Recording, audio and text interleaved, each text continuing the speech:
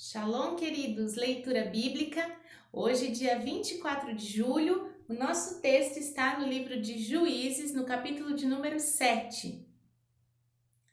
Então, Jerubbaal, que é Gideão, se levantou de madrugada e todo o povo que com ele havia se acamparam junto à fonte de Arode, de maneira que tinha o arraial dos midianitas para o norte, pelo outeiro de Moré, no vale.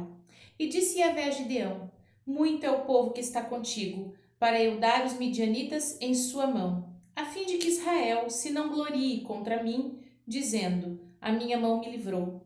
Agora, pois, apregoa aos ouvidos do povo, dizendo: quem for covarde e medroso, que volte e vá-se apressadamente das montanhas de Gileade. Então voltaram do povo 22.000, e 10.000 ficaram. E disse Yahvé a Gideão: ainda muito povo há, faze-os descer às águas, e ali os provarei. E será que aquele que eu te disser, este irá contigo, esse contigo irá. Porém, todo aquele que eu te disser, este não irá contigo, esse não irá. E fez descer o povo às águas. Então Yahvé disse a Gideão: qualquer que lamber as águas com a língua, como as lambe um cão, se porá à parte, como também a todo aquele que se abaixar de joelhos a beber. E foi o número dos que lamberam, levando a mão à boca, 300 homens. E todo o resto do povo se abaixou de joelhos a beber as águas. E disse Yahvé a Gideão: com estes 300 homens que lamberam as águas, vos livrarei e darei aos midianitas na tua mão. Pelo que toda outra gente se vá, cada um ao seu lugar. E o povo tomou na sua mão a provisão e as buzinas, e ele enviou todos os outros homens de Israel, cada um à sua tenda. Porém, os 300 homens reteve, e esteve o arraial dos midianitas abaixo no vale. Sucedeu que naquela mesma noite Yahvé lhe disse: levanta-te e desce ao arraial, porque tenho dado na tua mão.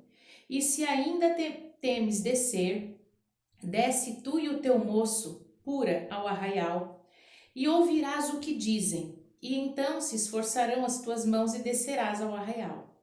Então desceu ele com o seu moço, pura, até ao extremo das sentinelas que estavam no arraial. E os midianitas e amalequitas e todos os filhos do Oriente jaziam no vale como gafanhotos em multidão.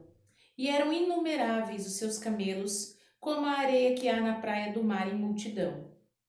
Chegando, pois, Gideão, eis que estava contando um homem ao seu companheiro um sonho, e dizia: eis que um sonho sonhei.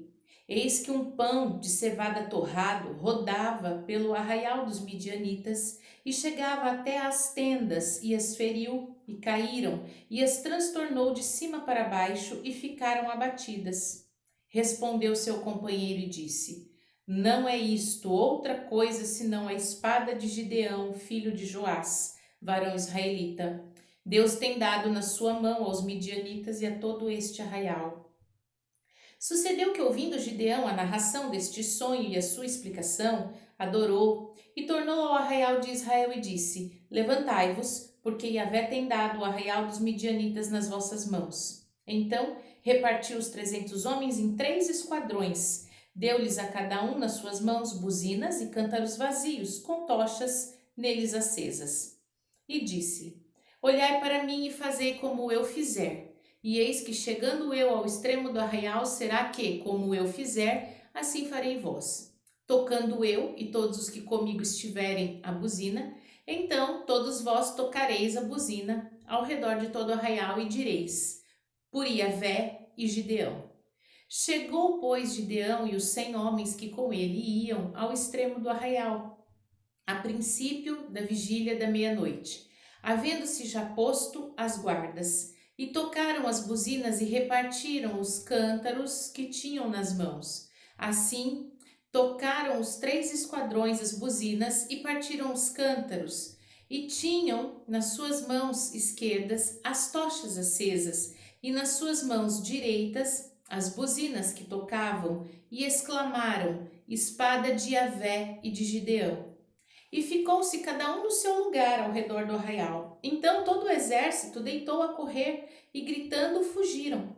Tocando, pois, os 300 as buzinas, E Yahvé tornou a espada de um contra o outro, isto em todo o arraial. E o exército fugiu para Zererá até Bet-sita, até os limites de Abel-meolá, acima de Tabate. Então os homens de Israel, de Naphtali, de Azer e de todo Manassés foram convocados e perseguiram os midianitas. Também Gideão enviou mensageiros a todas as montanhas de Efraim, dizendo: Descei ao encontro dos midianitas e tomai-lhes as águas de Betbara, a saber, o Jordão.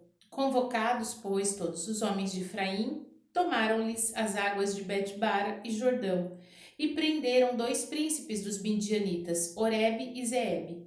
Mataram Oreb na penha de Oreb, e Zeebe mataram no lagar de Zeebe, e perseguiram os midianitas, e trouxeram as cabeças de Oreb e Zeebe a Gideão, da além do Jordão.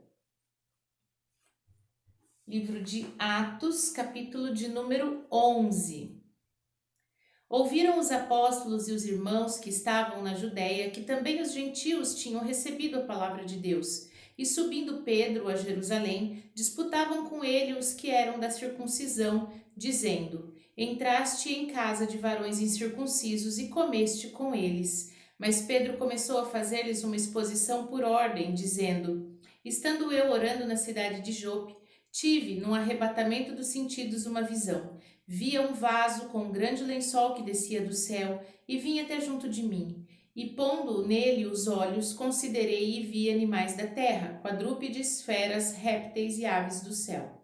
Ouvi uma voz que dizia: Levanta-te, Pedro, mata e come. Mas eu disse: De maneira nenhuma, Senhor, pois em minha boca nunca entrou coisa alguma comum ou imunda. Mas a voz respondeu-me do céu segunda vez: Não chames tu comum ao que Deus purificou. E sucedeu isto por 3 vezes, e tudo tornou a recolher-se no céu. E eis que na mesma hora pararam junto da casa em que eu estava 3 varões que me foram enviados de Cesareia. E disse-me o Espírito que fosse com eles, nada duvidando. E também estes 6 irmãos foram comigo, e entramos em casa daquele varão. Contou-nos como vira em pé um anjo em sua casa e disse-lhe: Envia varões a Jope e manda chamar a Simão, que tem por sobrenome Pedro, o qual te dirá palavras com que te salves, tu e toda a tua casa. E comecei a falar. Caiu sobre eles o Espírito Santo, como também sobre nós ao princípio. E lembrei-me do dito do Senhor, quando disse: João certamente batizou com água, mas vós sereis batizados com o Espírito Santo. Portanto, se Deus lhes deu o mesmo Espírito, o mesmo dom que a nós, quando cremos no Senhor Jesus Cristo, quem era eu então para que pudesse resistir a Deus? E ouvindo essas coisas, apaziguaram-se e glorificaram a Deus, dizendo: Na verdade, até os gentios deu Deus o arrependimento para a vida. E os que foram dispersos pela perseguição que sucedeu por causa da morte de Estevão, caminharam até a Fenícia, Chipre e Antioquia, não anunciando a ninguém a palavra, senão somente aos judeus. E havia entre eles alguns varões de Chipre e de Cirene, os quais, entrando em Antioquia, falaram aos gregos, anunciando o Senhor Jesus. E a mão do Senhor era com eles, e grande número creu e se converteu ao Senhor.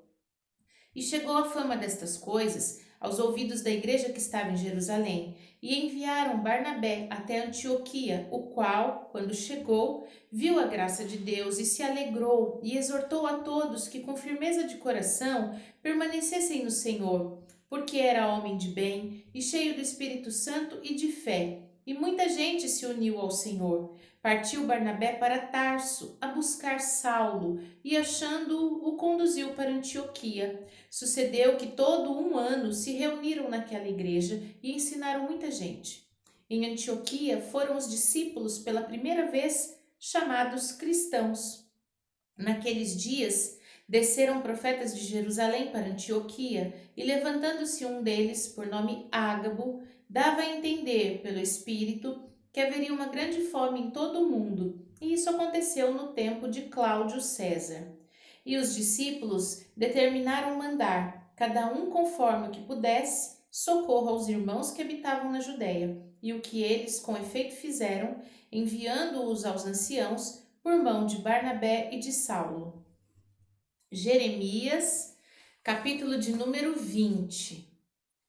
E Pazur, filho de Imer, sacerdote, que havia sido nomeado presidente da casa de Yahvé, ouviu a Jeremias que profetizava estas coisas, e feriu Pazur ao profeta Jeremias e o meteu no cepo que está na porta superior de Benjamim, a qual está a casa de Yahvé.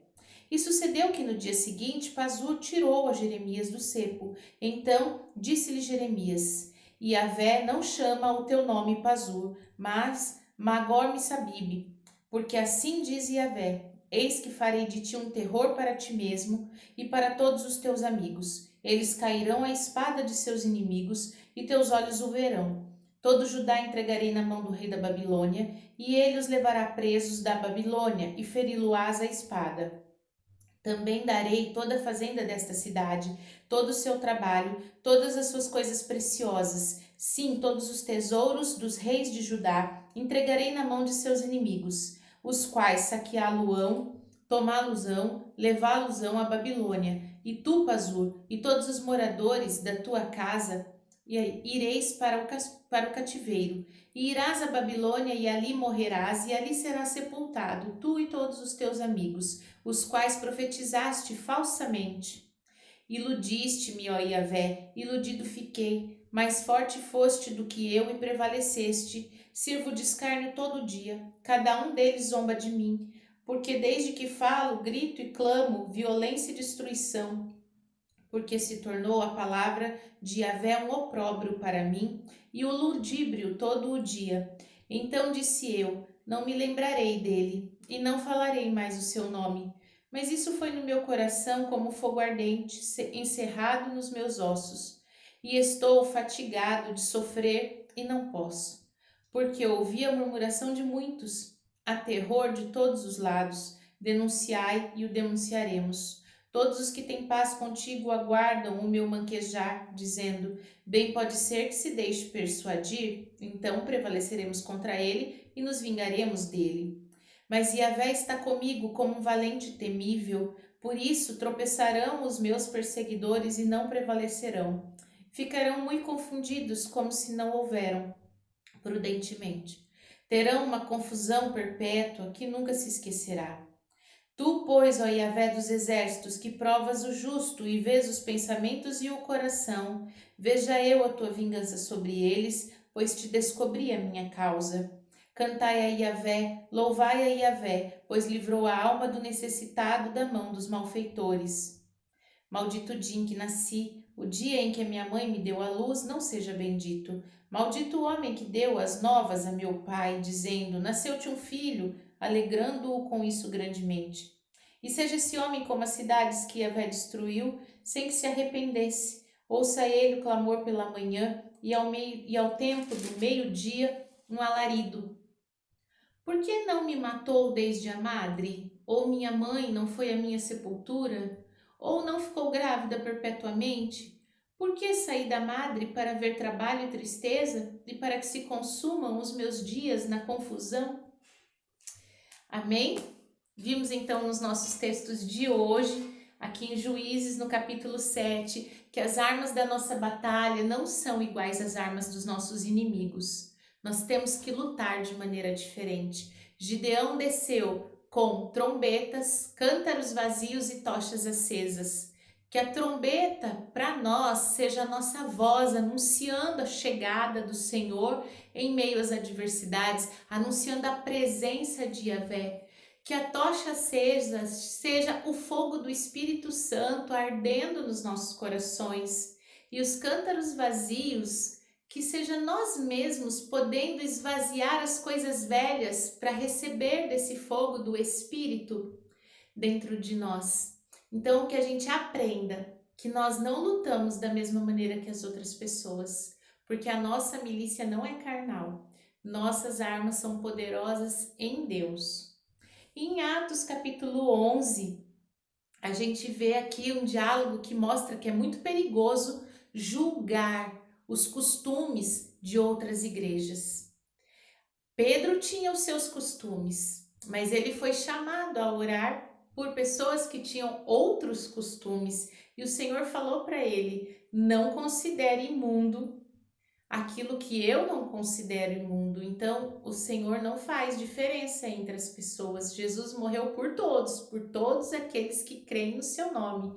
E quando o Espírito Santo é batizado, Pedro entende. Quando o Espírito Santo vem e batiza aquelas pessoas, Pedro entende que realmente, se Deus já tinha dado a eles a mesma graça, o mesmo dom, o mesmo favor, como é que ele poderia impor seus próprios costumes e desconsiderar aqueles novos fiéis, não é? Então, que a gente tenha discernimento.